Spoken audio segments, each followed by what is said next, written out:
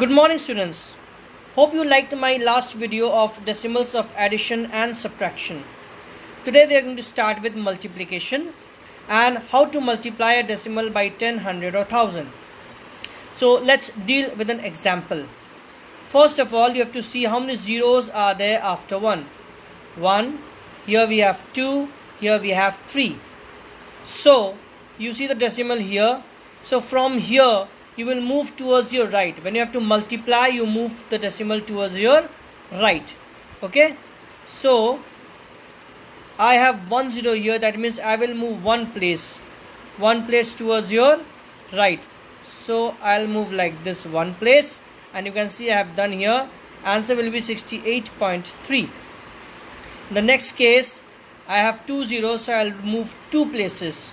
So 1, 2. So 9 to 4.6.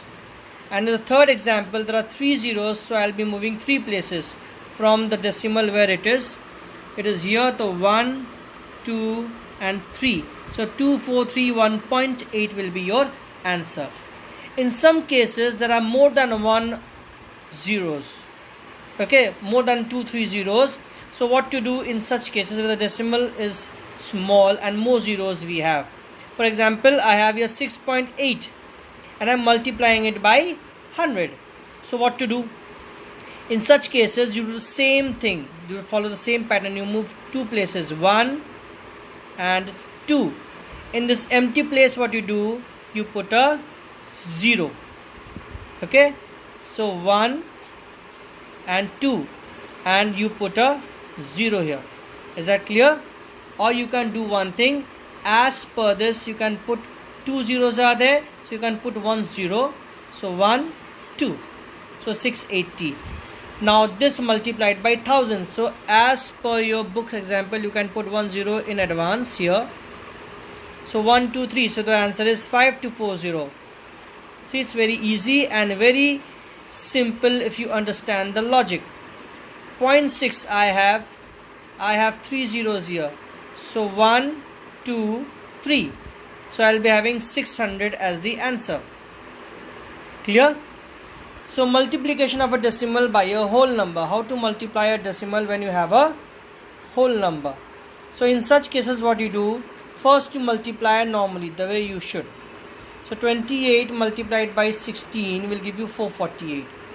And you check the number of decimal places after decimal. 1. So in this case, what you will do? You will move one place towards your left. Okay, so answer is 44.8. In the case of whole number, you will be using this kind of process. Okay, whereas multiplied by 10, 100, 1000, you will be using that process which I have just told you. Clear? So let's deal with the next example. You have 3.54 multiplied by 13. So first to multiply 354 into 13, your answer is 4602.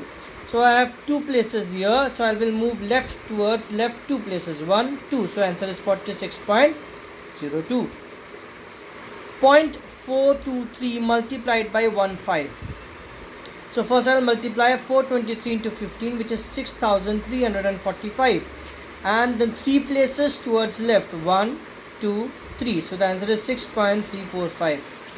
Okay, so I hope this is clear. And the third kind of sum, that is multiplying a decimal by a decimal. Everything is similar. You multiply as usual. We have example 346 and 23. Here we have points. Forget about the points. First to multiply, you got 7958. Now you check the number of decimal places in these numbers. After decimal, 1 place. And after decimal point in this number, 2 places. 2 plus 1, 3. See? So we will move 3 places towards left. 1, 2, 3. So 7.958 is the answer. Let's check the next example. Multiply 3.05 by 0.75. So you multiply 305 by 75 first. You get 22,875. Now in this number, after decimal point, there are 2 decimal places, and in this also 2. So 2 plus 2 is 4. So 4 decimal places towards your left. So 1, 2, 2.34. So your answer is 2.2875 is your answer. Okay, clear? And in shortcut method you write directly like this after multiplying, and then you put the decimal places. Hope this is clear. Assignment will be given very soon with the handout. Go through the video carefully. God bless.